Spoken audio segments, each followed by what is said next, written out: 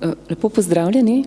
Tako prvemu in drugemu zvezku Slovenskega lingvističnega atlasa se je torej letos pridružil še tretji zvezek, katerega podnaslov je Kmetovanje, orodje in opravila. Ta pravzaprav vsebinsko nadaljuje drugi zvezek, v katerem je bilo obravnavano besedje iz tematskega sklopa kmetija, torej besede za prostore in opremo v kmečki hiši in v širšem gospodarskem poslopju.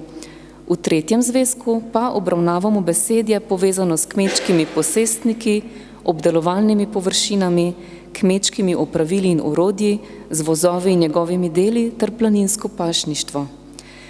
Atlas vsebuje 109 leksično-besedotvornih kart, od tega je 96 samostalniških, na primer lemež, polje, moka, senožet, 13 je glagolskih, na primer ličkati, ružiti, vejati, kositi, in 6 obstojsko-pomenskih kart, laz, dera, senožet. Besedje za atlas je bilo zbrano v 417 krajevnih govorih v Sloveniji in vseh 4 zamejstvih. V 46 krajevnih govorih pa je bilo gradivo zbrano povsem na novo. Analizirali smo preko 3400 leksemov, zapisanih v različnih fonetičnih realizacijah, in če seštejemo vse zapisane različice, je v atlasu pravzaprav obravnavanih okrog 55 000 odgovorov.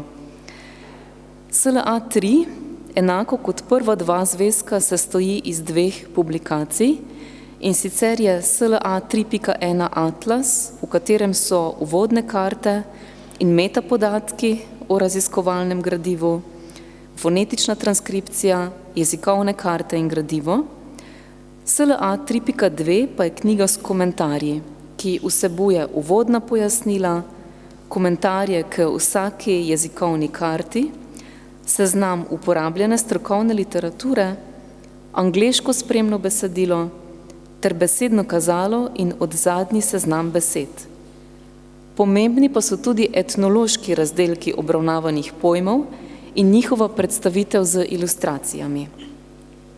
Novost predstavljata prosojnici z zemljevidoma slovenskih narečij oziroma večjih naselij, ki omogočata lažje branje jezikovnih kart, posodobljena pa je tudi karta slovenskih narečij.